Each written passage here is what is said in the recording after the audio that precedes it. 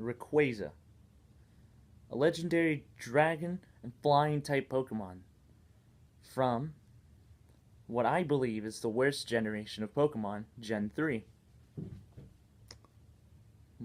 We're not going to get into that. That's a whole completely different episode. Right now, I'm going to tell you how to beat this Rayquaza, because everything's different from the last time it's been out. We got a whole new generation, some new legendaries, some new moves and stuff. So let's get deep into it. Plus, this video is also going to cover about the legendary lunch hour and the upcoming Deoxys EX raids. So let's dive right into it. Okay, since Rayquaza is a dragon flying type, it's going to be weak to these types: rock, dragon, fairy, and it has a double weakness to this type, ice. So what you really want to do is get your strongest ice types out there first to cause a lot of massive damage to Rayquaza. Then we go into the other types like rock, dragon, and fairy. You want to get the ice types in first. Your best tanky ice types are probably Mamoswine with both ice type moves and Articuno with both ice types moves. Other than that, you can use any ice type like Alolan Sandslash, Frostlass, I don't have that, Weavile, new Pokemon. If Glaceon comes out, you can use Glaceon with double ice type moves. Though I don't think Glaceon's going to be out. Well, it's not going to be out. So let's disregard the Glaceon comment. But anyways, those are the ice types that you should use. Other than that, we can use rock types like Golem, Rhyperior, Rhydon. Don't use Alolan Golem. That's a tip too, because Alolan Golem is a rock and electric type. So it might have some electric type attacks, like its fast move and its charge move. Yes, it's super effective against flying, but it's resistant against dragon. And dragon, it cancels out the super effectiveness of the flying type weakness. So it just causes normal damage. So you want to use a regular Golem with rock type moves. No ground type, rock type, because it's going to do barely any damage with a flying type defense and a dragon type defense. Anyways, enough with Golem. Rhyperior. I already said this. Rhydon. You can use a somewhat strong Rhyhorn, but just use the evolutions. Also, others. Good Steelix with rock type moves. And yeah, pretty much that. Okay, fairy types. Since we all know there's no fairy type fast move, you're just gonna have to depend on the charge move. And there's some good fairy types that you can use. For example, Granbull from Gen 2 knows some good fairy type attack. Togekiss, there's Togekiss introduced in Gen 4 that knows a fairy type attack. We also got Clefable, I don't know how you pronounce that. Also knows fairy type attacks. And Zen Headbutt. Well, mine has Zen Headbutt. But it knows fairy type attacks. Same thing with Wigglytuff, normal fairy type. Though, I don't think Wigglytuff would be your best bet. There's others like Gardevoir, but I don't have Gardevoir to say you should do good with Gardevoir, so I can't put that opinion in there. But according to some data, Gardevoir is a good idea. Dragon types! Here we go. So let's get introduced to the dragon types. Pretty much we're at Gen 4 right now, so there's really quite a few dragon types, but let me introduce you to some. Some good dragon types are Dialga. This is Dialga right here. Might need to turn down the brightness, sorry. Here we go. This Dialga right here. Though, my Dialga doesn't have double charge moves. I mean, double dragon type moves. You want a dragon type with Dragon Breath and Draco Meteor or Dragon Rage. I don't know what the other... Outrage, that's what's called. Either Draco Meteor or Outrage for the charge move. Or both, if you can buy 2 moves for it. Anyways, your best bets are Dialga, Palkia, another Rayquaza, Giratina, a lot of Dragonite, Alolan Executor, Flygon, and Altaria, and Salamence. There's also Salamence with double dragon type moves. But your really, really best bet's Dialga, since it's resistant. It has a resistance to dragon type moves because of its steel type. Typing. So it's a steel and dragon type. It's going to be resistant. Well, does normal damage to dragon type attacks. It's resistant to flying type too. So there's that. Oh, sorry. There's Giratina as well. So how did I skip Giratina? I don't know. These are your 3 types for Rayquaza. Let me get back to you in a minute. Here's a really important thing with Rayquaza that's been changed this time compared to the last time it's been out. The CP has changed.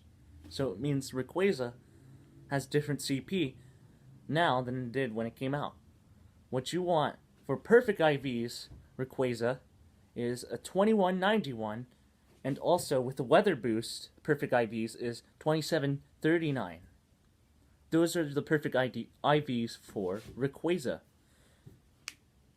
Not saying that any other Rayquaza is garbage, but you want to strive for that if you want for competitive play. Well, now that I've talked a good amount of Rayquazas, let's talk about the Legendary Lunch Hour, or as I call it, Legendary Lunch Failure. I'll get back to you in a minute. Okay. On March 13th, Legendary Lunch Hour, or as I call it, Legendary Lunch Failure. On March 13th, 2019, at 12 to 1 p.m. local time, to any time zone that you're in, a new experiment was conducted in the Pokemon Go vicinity. Not vicinity. In the code? The map. I'm just going to call it the map. And practically every gym that doesn't have a raid already on it had an egg that would hatch in 10 minutes. And it's a legendary Pokemon that would come out. In this case, Dialga, our month's legendary. So, I want to talk about the Legendary Lunch Hour. Well, me personally, I thought this was a great big failure in multiple cases. Case 1. Legendary Lunch Hour. Really, like lunch. Over here where I do all the rating and stuff, we don't really have time to go out and raid during lunch. We want to actually, eat. So 12 to 1 p.m. is not good for anyone who's raiding. And me personally, for anybody who lives in America during this time, March 13th, knows that like 12 to 1 p.m. knows that they're in classes right now, so they can't really leave their class to do raids. And other people are at work still, because some of their jobs don't allow them, well, they do allow them to take lunch breaks, but it's either earlier than 12 or later than 1. So it's never 12 to 1 that they have the lunch break. So Legendary Lunch Hour didn't really work. I feel like it should have been a little later, like, what should I say, 2 to 3. Because over here, where I raid, between 2 to 4 p.m., it's a special time that I would call, and I coined this term, I call it the dead time, because really, all the raids that were happening earlier are finally ending, and no eggs are spawning until 3:30ish, 4ish, where I actually have to leave and not be around downtown at times. So that's what I call the dead time. And I think if we call the legendary, I don't want to call it lunch or dinner or supper, or just call it the legendary hour. Just the legendary hour for like between 2 to 3. It would make it easier for people who are getting out of work, not taking lunch breaks, but actually leaving work and going to the car to be like checking their phones and going, oh, look at those raids. Let's do them. I don't have any obligation to go back to work, so I can actually try and get some raids out of it before I go home. And for people like me who are actually getting out of class like 2 o'clock, this would be perfect because we'd find raids over here. Secondly, the second reason Legendary Lunch Hour didn't work, personally for me, is the community in the Pokemon Go community, we don't, like, coordinate our raids correctly. We have a group Facebook page, and we'll put up stuff, but if we put up, like, an alert for a raid, nobody responds or comes to it. Because nobody really reacts to it. But when somebody posts that something about they just caught a Magikarp, thousands would react. Yes, we have other ways of like coordinating our raids, like I don't know, Discord, Group.me. We have those, but it doesn't work the same either. Especially for this community. I know other communities actually do stuff like this, and good for you guys. Keep doing what you're doing.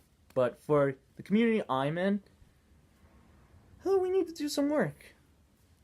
And I don't blame the Legendary Lunch Hour for that, but it's really worse during lunchtime because, again, nobody really wants the coordinated raid because they have to go back to work. Okay, reason 3 for the failure of the Legendary Lunch Hour for this experiment was that all the gyms that don't already have a raid in progress when the eggs started to appear hatched one legendary, and it's the month legendary, Dialga. Don't get me wrong, I'm very excited to have a Dialga and stuff, but once you like do 10 raids trying to catch Dialga, you kind of get a little sick and tired of it, thinking this is kind of mundane, doing the same process over and over and over with the same Pokemon. What would make it a little better is maybe just like half be the legendary of this month and the other half probably be the legendary of last month. So just say like you didn't get enough Palkia candies from February's raids, you can have a chance one day a week the battle Palkia again and get more candy. Or if you didn't catch one at all, you can try to battle Palkia. So if we just split it up between the current and the previous legendary of the last 2 months, it would be great. Since it would actually be better for like November, December, where I didn't catch Cresselia or Heatran. Anyways, I believe this is how we make the legendary lunch hour better. Okay, now I'm going to change the subject to Deoxys. I'll be right back in a minute.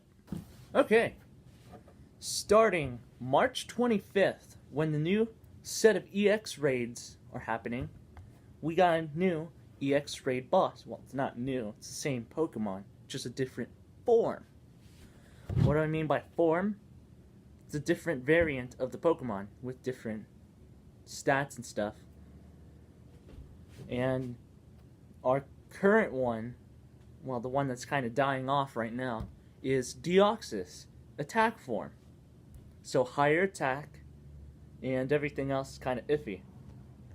But the next set will have a new Deoxys form, Deoxys defense form. And, well, Deoxys, the defense form, is in the name defensive. So it's higher defense, attack, stamina, health, as you would call it, would be kind of iffy. And here how you beat Deoxys defense form. You want, just like how you did with Mewtwo, you want Bug, Dark, Ghost. Bug, Dark, Ghost. Yeah, Bug, Dark, Ghost. Those are your best bets.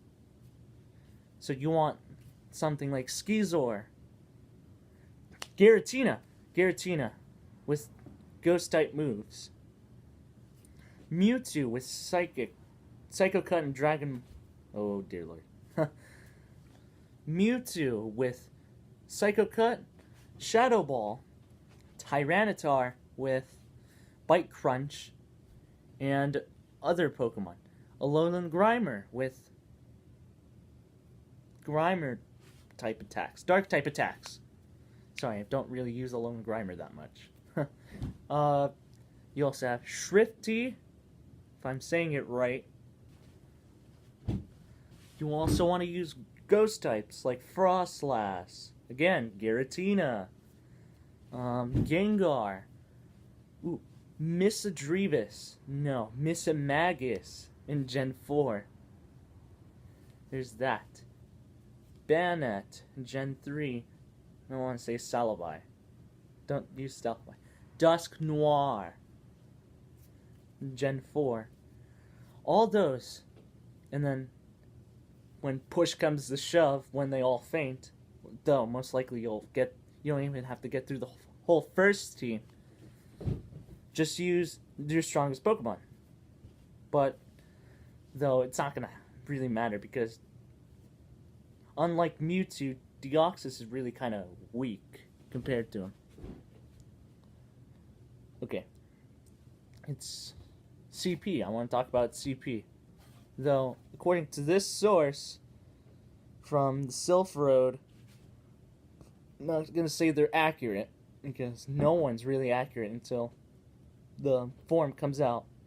According to the Sylph Road, its CP range is between 1062 and 1978.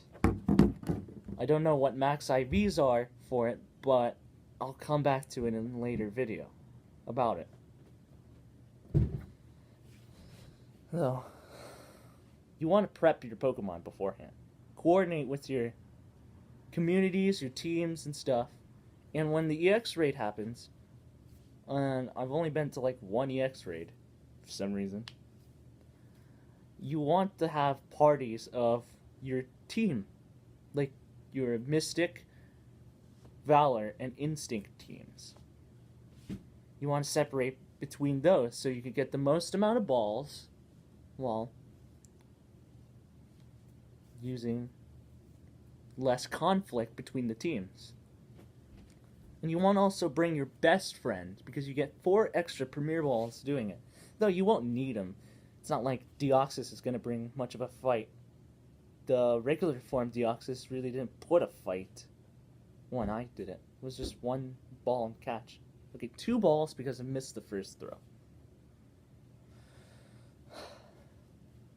But anyways, I hope this helps. And I would say let's cut to some footage of anything that's happening the day before when I was trying to catch Dialga. But all the footage that's shown in the videos before is the footage I have. I'll get back to you with footage of what happened during the Rayquaza Raids and the Rayquaza days. Though I'm not going to be able to do it today on Friday since I'm recording the video, or tomorrow Saturday since I'm not really sure if I can actually go outside and do some raids. It's kind of, the weather here, it's kind of iffy. Crazy. Did you hear about the huge amount of tornadoes that are happening in the south earlier this week? It's spring for you people. And I'll definitely do it Sunday and some Monday before it leaves at 4. So I'll get back to you guys with those videos. So see ya!